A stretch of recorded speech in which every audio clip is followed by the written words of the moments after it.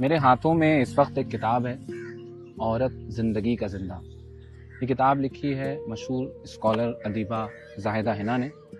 یہ کتاب میری پسندیدہ کتابوں میں سے ایک ہے، کیونکہ یہ ہندوستان، پاکستان اور ایسے ہی دیگر مسلم معاشروں میں عورت کے ساتھ جو پریشانیاں ہیں، لڑکیوں کے ساتھ جو پریشانیاں ہیں، ان پر لکھی ہوئی بہترین کتاب ہے۔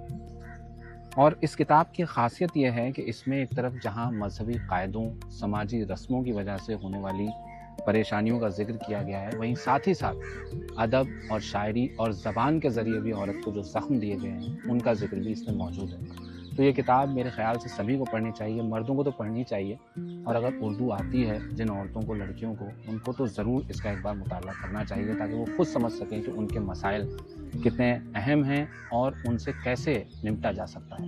تو اس کتاب کو اگر آپ حاصل کرنا چاہتے ہیں تو اسکرین پر جو نمبر، واٹس ایپ نمبر دکھائی دے رہا ہے، اس پہ آپ رابطہ کر کے اسے حاصل کر سکتے ہیں۔